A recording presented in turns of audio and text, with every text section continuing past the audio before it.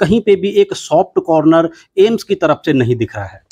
Sir, AIIMS की तरफ से बिल्कुल सॉफ्ट कॉर्नर है। इसी वजह से जो है इतने साल तक ये जो है इन लोगों का जो हमारे यहाँ आउटसोर्स जो है चलता रहा है। कोशिश तो यही है कि सेवाएं प्रभावित न हो, है ना, क्योंकि हमारे पास रेजिडेंट हैं, स्टूडेंट्स हैं, उनकी सेवाएं लेंगे। अगर बहुत ख़राब स्थिति रही हमारी तो उनसे अभी भी गुजारिश है, उनसे प्रार्थना है कि आप जो है अपने काम पे जाएं, है ना, और मरीजों को मतलब किसी परेशानी का सामना न करना पड़े। नमस्कार, मैं हूं सुनीत चौधरी और आप देख रहे हैं पहाड़ी सपरनामा। इस समय मैं all India institute of medical science यानी कि एम्स ऋषिकेश में मौजूद हूं और एम्स में इन दिनों नर्सिंग जो स्टाफ है उसकी स्ट्राइक चल रही है।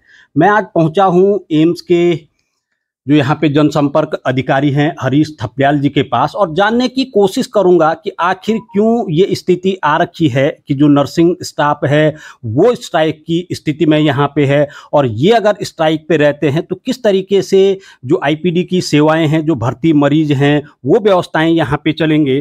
थपलियाल साहब, एम्स में इन दिनों जो नर्सिंग स्टाफ है वो स्ट्राइक पे चल रहा है, आखिर ये माजरा है क्या? देखिए, जेम्स जब बना था तो हमारे पास में 1326 पोस्ट आई थी नर्सिंग ऑफिसर की।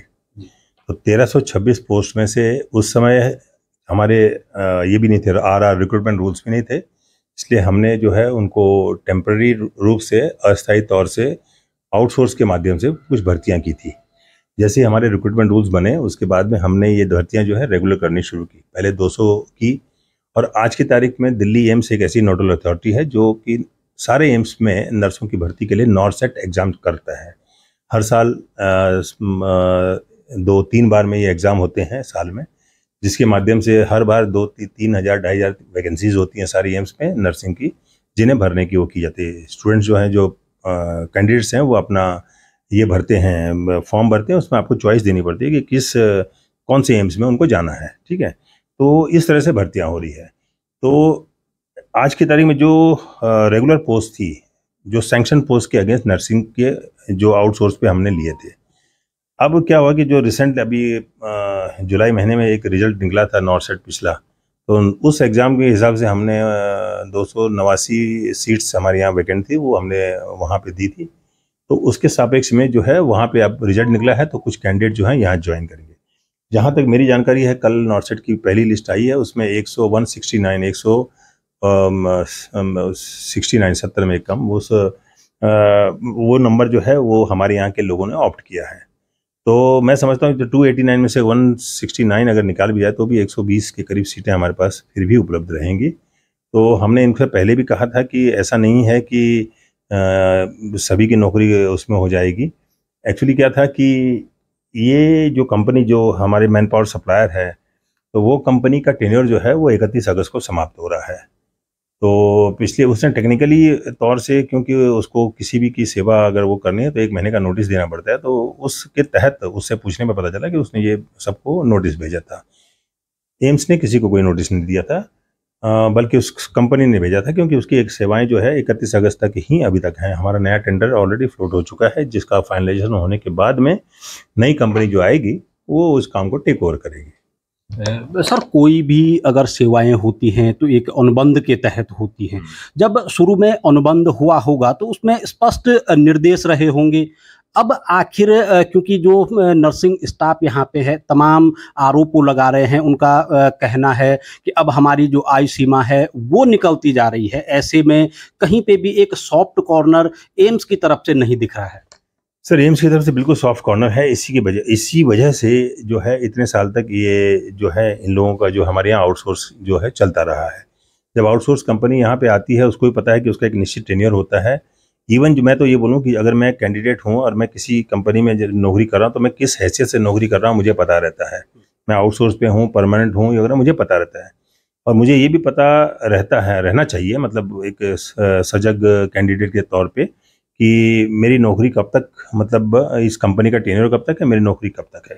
तो मेंटली आदमी जो है मेरे ख्याल से होना चाहिए प्रिपेयर्ड, कि उसका हर एक का अपना अपना प्लान होता है, वो एग्ज़ाम की तैयारी करता है। हम भी जब शुरुआत की थी, हमने भी रिटन एग्ज़ाम निकाला, इंटरव्यू दिए, अलग अलग एग्ज़ाम पास किए थे। तो अपनी प्लानिंग जो है हर कोई कैंडिडेट खुद करता है। और अगर जब मैं जानता हूँ कि मैं जो है इसको वो नहीं कर पाऊंगा, मतलब मैं यहाँ टेम्पररी फेस पे हूँ, तो मुझे नेचुरली मुझे प्रयत्न करना चाहिए कि मैं कहीं और भी मतलब जहाँ पे परमानेंट नौकरी की तलाश करता रहूँ। अब ये अनफॉर्चुनेट है कि जो कैंडिडेट हमारे साथ हैं और उनमें से कुछ लोग ऐसे होंगे कि जिनकी हो सकता है कि इस नॉर्थ की लिस्ट में उनका नाम हो। अभी स्टेट गवर्नमेंट में कुछ वैकेंसीज मेरे ख्याल से नर्सेस की भरी जाने वाली कुछ हो सकता है वहाँ पे हों। तो मैं नहीं समझता हूँ कि इस समय, क्योंकि 31 अगस्त को भी अभी भी टाइम है, और इनसे हमने एक वादा भी किया था परसों। डीडीए साहब जो हमारे डिप्टी डायरेक्टर हैं, उन्होंने कहा भी था इनको कि आप जो है सोमवार को हम इस बारे में विस्तृत चर्चा करेंगे, है ना। तो उस समय उन्होंने हाँ कहा था, लेकिन उसके बाद में ऐसा रवैया उनका अफसोसजनक है कि मतलब ना तो उन्होंने अपनी बात रखी ना हमारी बात रखी। सर, अगर हम बात करें नर्सिंग स्टाफ की, तो कौन कौन लोग इसमें हैं जो इस समय स्ट्राइक पे हैं, और कौन सी ऐसी सेवाएं हैं जो कि अब आने वाले दिनों में प्रभावित हो सकती हैं? देखिए, हमारी कोशिश तो यही है कि सेवाएं प्रभावित न हों, है ना, क्योंकि हमारे पास रेजिडेंट हैं, स्टूडेंट्स हैं, उनकी सेवाएं लेंगे। अगर बहुत ख़राब स्थिति रही, हमारी तो उनसे अभी भी गुजारिश है, उनसे प्रार्थना है कि आप जो है अपने काम पे जाएं, है ना, और मरीजों को मतलब किसी परेशानी का सामना ना करना पड़े। लेकिन ऐसा है कि अगर वो अगर अपनी बात से अगर नहीं मानते हैं, तो एक अल्टरनेट प्लान के लिए हमारी मीटिंग होगी, है ना। और किस तरह से हमारी कोशिश ये रहेगी कि जो इमरजेंसी सेवाएं हैं, जो आपातकालीन सेवाएं हैं, वो प्रभावित ना हो, है ना। ओपीडी तो अभी भी स्मूथली चल रही है, उसमें कोई दिक्कत नहीं है ना। तो आईसीयू वगैरह कुछ जहाँ पे लगातार कंटिन्यूसली आपको मॉनिटर चाहिए, उसका मैन पावर कितना है हमारे पास में, वो हम लोग प्रबंधन हॉस्पिटल एडमिनिस्ट्रेशन उस पर देखेगा, और जो भी है कि उस पर सुचारू रूप से लोगों को मरीजों को तकलीफ ना हो, ये इस बात की हम लोग कोशिश करेंगे बिल्कुल।